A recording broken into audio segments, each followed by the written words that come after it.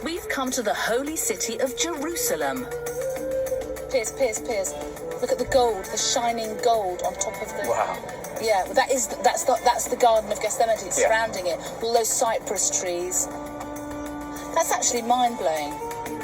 Dating back 6,000 years, Jerusalem is one of the oldest and most fought-over cities in the world.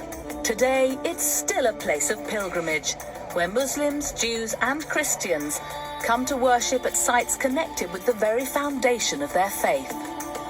With its distinctive Jerusalem stone buildings, some dating back thousands of years, this city is like nowhere else. Look at Wow. Jerusalem spread Jerusalem. out beneath us. And what's amazing is to see all the spires, the minarets, the mosques on the skyline, all jockeying for position. I mean, look at the buildings. I mean, they're all completely different from one another, all equally beautiful. Highly decorative, incredibly simple. I mean, you couldn't get a more diverse range of buildings. Whatever is built here must be made with the characteristic local limestone. It's a law dating back 100 years to protect and preserve the aesthetic of this ancient city.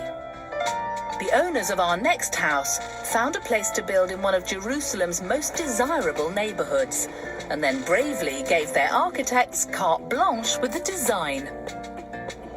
This one, I think. That's the modern one. So yes, it has a textured gate. Right. Now, the owners aren't here, so I'm going to do this code to... Oh, you could just do that. It's beautiful.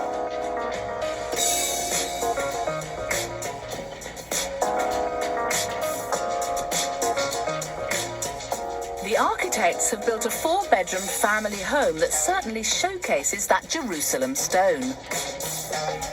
The fascinating facade catches the light and throws intriguing shadows, creating an ever-changing surface as the sun moves through the sky.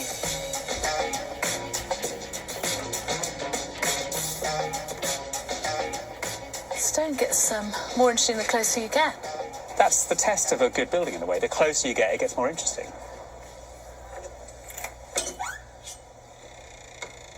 We're in. We are in. My magic key has brought us into this lovely room. Wow, it's so glossy. The furniture, the lights, everything is white, shiny and glossy. It really is. It's like walking into some sort of Powell Pressburger version of heaven, isn't it? It's extraordinary.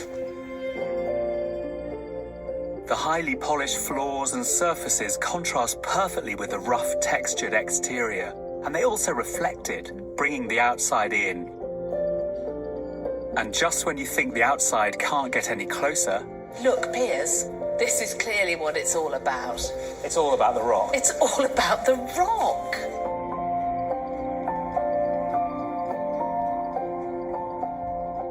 The architects have left the ancient limestone cliff exposed as a bold counterpoint to the super smooth interiors. This is fantastic, isn't it? It's great to see the rock face left in its almost virgin state. I mean, that's what they've done, isn't it? They've obviously seen that and thought, let's not dig it out. You know, I mean, clearly most people excavate right back. Well, land is so valuable in cities that people press buildings right up against it and use every inch of space. But here, they've left it for a breezeway, and it is really cool here. It's lovely. It's actually a really lovely place to be, isn't it? It's like It's really lovely. private garden space. It's sort of not at all what I expected Jerusalem to have somehow. It's much wilder than the rest of the city. Is quite formal, isn't it? And this is just, well, it's a bit bonkers, frankly. To construct this 4-story building, 77 tons of rock had to be excavated. The lower basement houses a garage, above which there's a large games room. The ground floor of the house sits 1.5 meters from the exposed rock face, which runs along the living and dining rooms, leading onto a kitchen. The first floor meets the rock face, sheltering the stone wall below. Upstairs, there are 4 ensuite bedrooms. Outside, the entire exterior is clad in 5,000 stone tiles shaped from the excavated rock. It's got kind of surreal in a way because this is so wild here, Caroline. Yeah. And yet it's like a little David Hockney painting outside, isn't it? I love that comedy perfection of that citrus tree there as well, just boying out over the swimming pool against the blue. Piers, I don't know how to get upstairs. Yes, I do. I found it. I wonder what's up here. Suddenly, we're almost outdoors again because here in a pot, and only in Israel would you find this, there is a potted kumquat tree. Makes fantastic marmalade. This is a wonderful room because not only have you got the double aspect, but from this side, I can see balcony.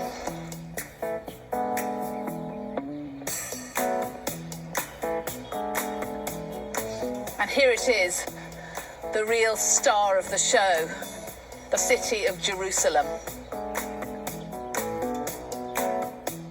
What's really clear, standing up here, is the juxtaposition of this modern stone, these rectangles where the light plays so beautifully. But then when I cast my eye down there, I see the more ancient, the older Jerusalem stone, which is rougher hewn, hand cut. And it's just fantastic that these modern buildings and the ancient buildings are all made from exactly the same stuff. Barrowed House gets its name from the warning call shouted before Jerusalem Rock is exploded. And it's fascinating the way that this building honours this hallowed stone in all its forms. It's almost as though a sculptor has been at work, taking the raw material and shaping it.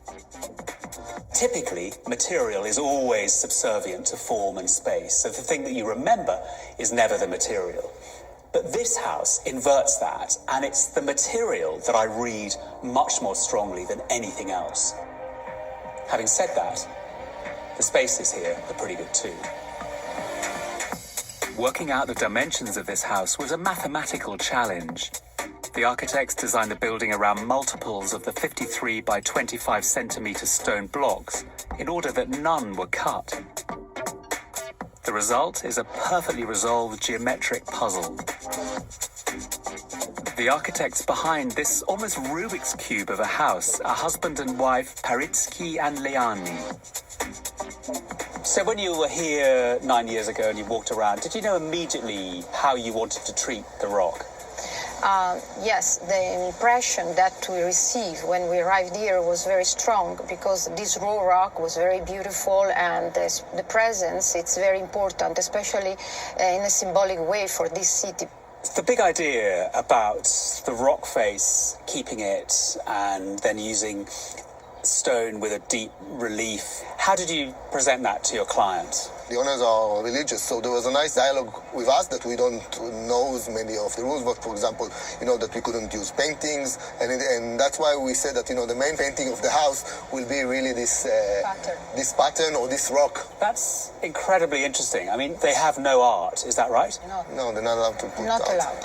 So the building, in a way, had to take the place of artwork.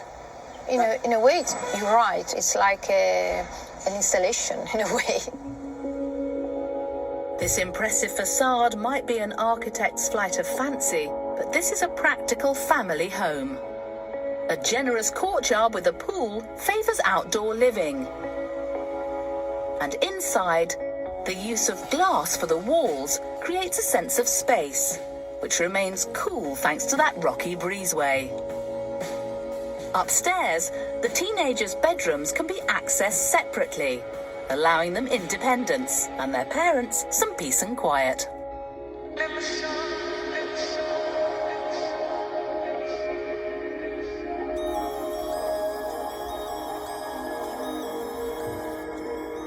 Jerusalem doesn't have a cohesiveness that allows you to read it at first glance. It's always been groups of people jostling in and making it their own and making a stake on it. Well, I think what does make it cohesive is this use of the Jerusalem rock.